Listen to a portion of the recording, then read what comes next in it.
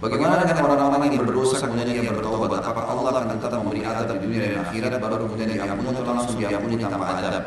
Kalau di dunia akan datang pembersihannya. Di dunia akan ada pembersihan. Jadi jangan heran kalau sekarang Bapak Ibu sudah ikut pengajian sunnah kemudian taubat, ya. Kemudian digunjing oleh orang, diceritain aibnya. Ingat coba muhasabah. Dulu waktu sebelum taubat pernah gunjing orang enggak? Kalau inilah pembersihannya. Pernah fitnah dan fitnah. Kita pernah mengambil barangnya teman, baru beli HP jatuh sekarang, hilang. Dompetnya hilang. Allah SWT bersihkan dari dia. Ya. Jadi pasti akan ada di dunia itu tidak ada dosa, tidak ada konsekuensi pembersihannya. Tetapi kalau dia tahu ini, kalau dia taubat ya akan bersih dari dosa, tidak ada lagi dosanya. Jadi akan datang siksaan sesuai dengan kadar perbuatan dia di dunia. Walaupun dia sudah taubat untuk membersihkannya. Tapi Allah SWT dengan kemahamurahannya melihat atau menilai tentang hamba-hambanya.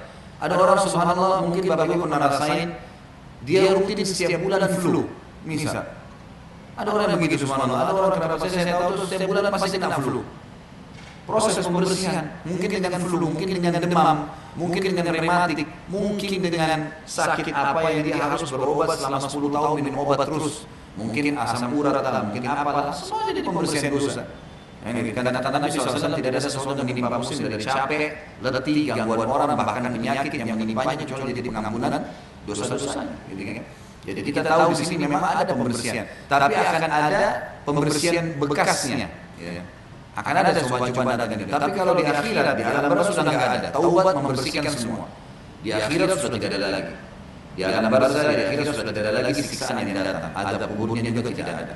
Makanya ada hadis Nabi SAW yang berbunyi seorang mukmin akan terus diuji oleh Allah di dirinya, di keluarganya dan hartanya, sampai dia dan keluarganya ketemu dengan Allah tidak teringat satupun dosanya. Jadi bisa orang bersih dosa sama sekali nggak ada dosanya bisa. Apalagi kita tahu ada pembersihan dosa antara sholat dengan sholat, kata Nabi SAW, antara Jumat dengan Jumat, antara umrah dengan umrah, antara Ramadan dengan Ramadan, pengampunan dosa di antara keduanya. Orang pergi haji, kalau haji mabrur, maka akan pulang seperti baru dilahirkan oleh ibunya. Orang yang sholat di Masjid Aqsa, pernah saya sebutkan hadisnya. Ya.